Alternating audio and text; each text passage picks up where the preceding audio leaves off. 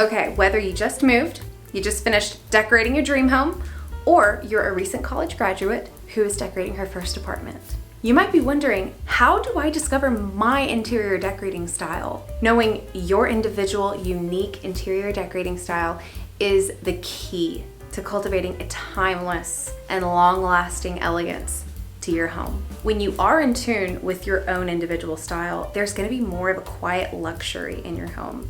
By the way, quiet luxury is like my new favorite words. You're gonna hear that a lot from me. I'm talking about no trends. Because if your home looks like Anthropologie today, it won't look like Anthropologie next week, and it certainly won't look like Anthropologie 5 years from now. Because trends change. They change all the time. You want your home to look like you. So how do you even find out what that is? Well, here's the tea. It's just to be patient and pay attention. This is a two-parter. Rome wasn't built in a day, and your interior decorating style will take some time. Like, I want my home to be a sanctuary. I want it to reflect the joyful parts of my innermost being, of my soul. That took time to discover. A couple of things to help yourself get there faster are to really pay attention to what are your favorite moments of the day? What are your favorite little rituals? Like, for instance, I have become obsessed with my morning tea ritual. It's almost like a Japanese tea ceremony. I should do a vlog on that in the future. I should. But I always do my tea in the morning at the same spot, which is where I keep my teas. I wouldn't have known that this would be such a happy place for me until a few months of living here, creating that ritual and enjoying it. This is the Jane's Garden by Harney & Sons. So pay attention to the rituals you enjoy. I also love striking a match from my collection of matchbooks and lighting a candle when Steven's on his way home from work. These are some of my favorite matchbooks. This is for my cousin's wedding. Oh my gosh, this one night, we all went out to dinner with some college friends, and we literally after dinner wrote handwritten silly postcards to a college friend at the dinner table. That was such a fun night. These are layers and layers and layers of memories that add to your home, and they make it a cozy place of reminders of wonderful moments in your life. So that takes time to cultivate. It just does. Another thing you can do to speed this up, pay attention to things in other homes that you really like. It could even be something that you saw in a hotel that you want to introduce into your home. Like, for instance, our guest bathroom is stocked at all times with fresh towels and a full suite of hotel toiletries, like at all times. Amenities everywhere. That's what I love about hotels. And so that's kind of what I adopted and brought into our home. But that's just an example. You can like kind of adopt things and adapt them for what suits you best. Pay attention to the decor that you were drawn to. Make a Pinterest mood board. Follow interior designers on Instagram, and like really pay attention to why you like the things that you like. And then what you could even do is just make mood boards on Canva for different rooms in your home. I have made approximately 37 mood boards for this house, so you could always try that.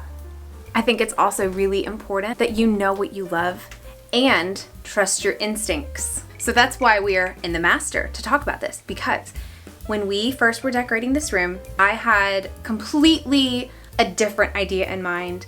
What I always usually do is go with more color, more maximalism. So I had this blue and white toile picked out. I thought we were gonna do light blue on the walls. But when I got these frames from Goodwill, especially next to our new bed, I felt like I needed to go with a more neutral color palette. And then I pulled out a lot of the greens from the peony botanical prints that you see. So there's a lot of green accents in the room. So it's like nude with a side of green. And I love it. It's a haven in here because as an artist, I look at color all day long. I wanted a palette cleanser at the end and start of every day, and that's how this nude neutral color palette for the master bedroom came about. But that was an instinct I had. Like, the instinct from these Goodwill prints and the bed frame were like, wait, we need more neutral honey tones. And I went with it. I just went with that instinct, and I'm so glad I did. As far as knowing what you love, you might not know what you love yet, and that's totally okay. I suggest you follow some interior designers that you love on Instagram, make a Pinterest board, like Dream Home, and enjoy the process. Like, enjoy finding out what you love. Ask yourself why you love it. It's not supposed to be a quick process. You're not supposed to discover your interior decorating style overnight. You're just not. So enjoy the process. You might have no idea what you even like, and that's fine. I suggest following some interior designers. I'll pop my favorites on the screen. Follow your favorite interior designers and me on Instagram. Recognize why you love the things they do. They have a lot of great ideas. A lot of these people are my friends and they're really talented, and sometimes there's some great DIY advice on there. So figure out what you like. Really study interior designers, study beautiful homes.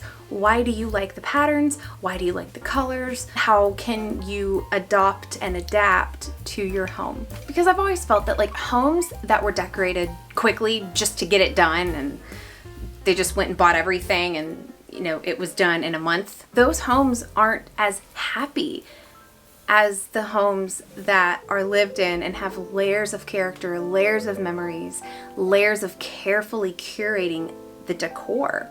They just feel night and day different. You can feel that and you can sense that. So don't rush it. It's not worth rushing it. Prolific interior designer Mario Boada said, a room should come together the way a garden grows. A little bit today, a little bit tomorrow, and the rest when the spirit moves you. So enjoy the process. Speaking of knowing what you love, I was recently talking to a law school grad who's decorating her apartment, and she was like, I don't know what my decor style is, I just know what I like. And I was like, that's awesome.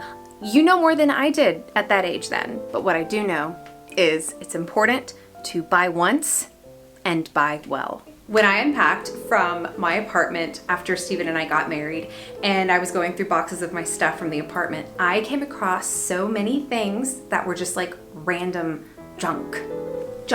We now have these really nice china dinner plates, and I have no plans of buying dinner plates for years and years to come. Everyone's taste is going to change, that's a given. Like my taste at my apartment is very different than my taste now.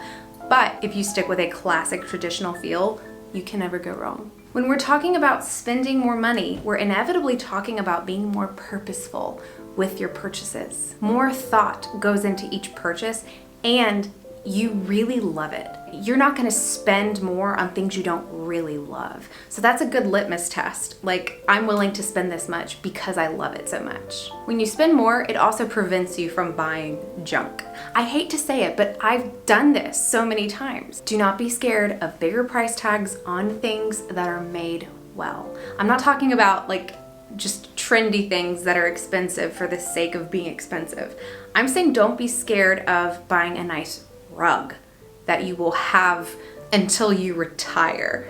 It's kind of more of what I'm talking about, because you're going to want those things in your house. Trust me, cheap things need to be replaced way more often. This is a question I carry with me whenever I'm decorating, or even just like rearranging a room, or even when I clean rooms and I put things back together.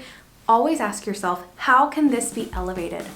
That is a great guiding question that will really help you see things in a new way, elevate the everyday, elevate every little moment. Like, how can this desk, the organization of it, how can that be elevated? I carry that question with me as a guiding light every time I decorate a room or just rearrange a room. How can this be elevated? And you can ask that about everything. How could the paint color be elevated? How could the lighting be elevated? How could the drapery be elevated? Just all of those little touch points that make such a big difference in your home. So you might be thinking, awesome, I know how to find my unique interior decorating style now, but I don't have a designer. I don't know how to decorate a room. Click the video above. I have an entire tutorial on just that. I do want to show you a little bit about this outfit because I love this technique with scarves. Every fall, I get a little like, scarves are back, because I just got so sick of them, and the blanket scarf just monopolized my life for so many years. But this way of wearing scarves, I really like. So you fold it like diagonally so it makes a triangle, and then you tie off two of the corners. And then what I do, especially if you're wearing it with a button down, and I love this button down dress from Tuck Rack. Oh my god. You can just let it hang like that, And then having the scarf under your collar like anchors the scarf in place, because this is kind of a silky scarf. So if it wasn't like anchored under the collar, then it would probably slide around. But I love this too because it gives your shoulder a really nice silhouette. Like, not shoulder pads, but there's structure there that it gives, and I really like that. Like, I love this whole look. Loving it right now. This is what I'm gonna be living in. So I wanna show you some new jewelry that I got in from Ana Luisa. This gorgeous diamond necklace. It is exquisite, and it's in the shape of a heart. How perfect for Oh So Lovingly. And then she also makes a lot of these stacking rings. This is her Celine diamond stacking ring. I paired it with my parents' band, but oh my gosh, I just love her jewelry. Love her jewelry so much. I will link to it in the description box below, and I'll link this whole outfit. I'm just loving doing the scarf like this. Follow me on the Like to Know It app to get more up-to-date, because by the time you're watching this, I will have posted this like almost a week ago. So follow me on Like to Know It to have like more up-to-date outfit posts. I love using Like to Know It. I hope y'all do too. So today I'm going to go antiquing for a little bit, and then I have got to start painting my birds. I'm doing a lot of bird practice at the moment. My amazing mentor and teacher, Diane Hill, is helping me hone in on my birds, and I cannot wait to show you the chinoiserie pattern that's going to come from this practice that I'm doing. So I'll show you the bird I do today. Yay! We are at the Marietta Square at Park West Vintage. This is one of my very favorite antique stores. Loving the planters they had at the front. What I didn't realize before is how many lighting fixtures they have. They always have so many magical things.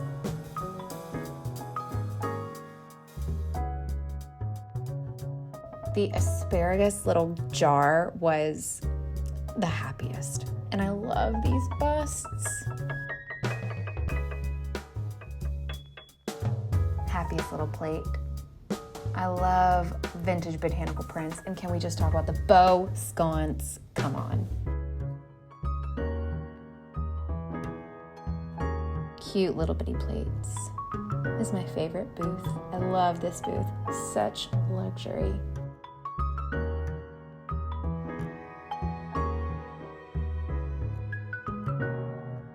And exquisite details. They truly don't make things like this anymore. That's why I love to go antiquing. Loved that cabbage vase. And I love those little teacups. How cute were the pink bordered toile plates. I mean, there's not enough wall in my house, but dear Lord, I love these plates. How cute are the little bunnies? This frame was actually very reasonably priced. And I loved the little quail vase. It's the time of year we are seeing beautiful glass blown vintage ornaments. I loved these bamboo shelves, but I don't think they were on sale. Little dog bed, bamboo frames, more ornaments. I don't need more ornaments, y'all, but come on, they're just so pretty to look at. Loved these murals. And how happy is this? A Scotland's Heather tea towel with the story of Heather. And there are a lot of different varieties. The bamboo bread knife was so cute.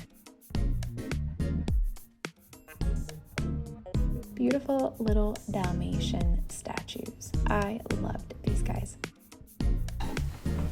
This is my water well for when I paint. I keep it on a little dish just so the water doesn't go on my desk. I love ceramic for so many reasons, but one reason is that I can literally just put my watercolors in this well, and then all you need to do to reactivate them is add water. And just like that, we're ready to go again.